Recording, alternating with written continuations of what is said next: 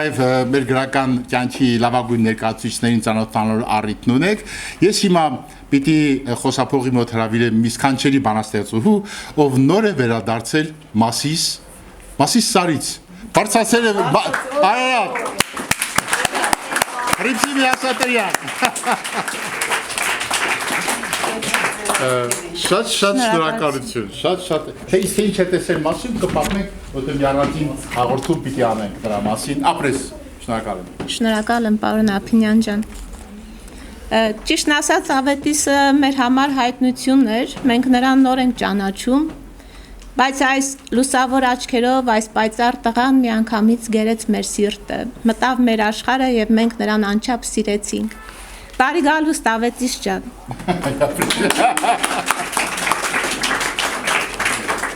Երբ ձեռքս վերցրեցի Ավետիսի այս լուսավոր գրքույկը, միանգամից Մեծ Ընթումանյանի այն տողերը եկան միտքս, որ ասում է «Եվ պոետներ, ովքեր չեն պղծել իրենց շուրթերն անեծքով»։ Այո, սա այն գրիշն է, որտեղ անեծքի ոչ մի բառ չկա, որը շաղախված է, որի մելանը շաղախված է լույսով, բարությամբ, բարի ու բարձր զգացումներով, մարդու, աշխարհի, արարչի, ծնողի եւ ամենակարևորը հայրենիքի հանդեպ։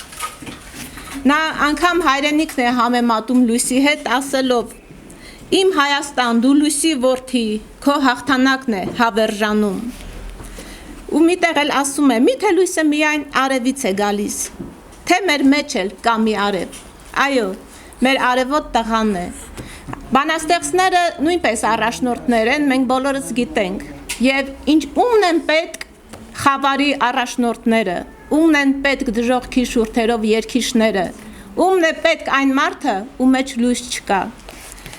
Մեր Ավետիսի այս գիրքը ամբողջությամբ լույս է, մենք բոլորս էլ դա արդեն համոզվեցինք։ Իհարկե զարմանալի է, որ դեռ այս պատանի տարիքում նա խորապես ներթափանցել է մարդու ներաշխարը, մարդու ներքին այդ ծալքերը թերթել է, կարողացել է վերծանել կյանքի ու մահվան խորհուրդը, մարդ եւ արարիչ հարաբերությունները, իհարկե դա զարմանալի է,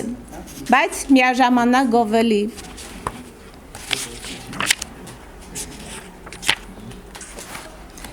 Նա Շիրազի նման մոր եւ հայրենիքի կերպարը միաձույլ է ներկայացնում եւ իր գրքում այնքան հուզախառն տեսարաններ կան, այնպիսի գեղեցիկ ու նուրբ տեսարաններ է ստեղծում, որ ակամայից հպվում են քո հոգուն, մարդու հոգուն։ Այդպիսի մի տող, որ կարող եմ ընթերցել ձեզ համար։ Մայրս կանգնած է տանշեմին, մազերը քամու մեջ ցրիվ։ Երբ քամին անցնում է սուրբ դաշտերով, հողը շշնջում է, իմն է իր դու։ Եվ քանի որ նա միայն լույսի մասին է գրում, այդպիսի մի լուսավոր քառատողով կուզեմ վերջացնել իմ խոսքը մեր Ավետիսին մաղթելով, որ նա միշտ շարունակի լույսի ճամփորդը մնալ ու մեզ էլ թող տանի իր հետևից, լույսի արահետներով։ Լույսի ճամփորդը։ Երբ արևը բացվում է լեռան գագաթին, իմ հոգին էլ զարթնում է լույսի ճամփին, ցողի կաթիլներից հույս եմ հավաքում, օրերս ծաղկում, գարուն են դառնում։ Քամի շշնջում է հին երգեր պահած, անցած դարերից մինչև մեր օրեր, նրան լսում եմ սրտիս մեջ փայած հիշողություններ, մաքուր ու լուսեր։ Երբ գիշերը գալուր, երազախիտ, ես կշարունակեմ լույսի ճամփան, քանզի խավարում դեռ կա մի ճրագ, որ միշտ փայլում է մաքուր ու պայծառ։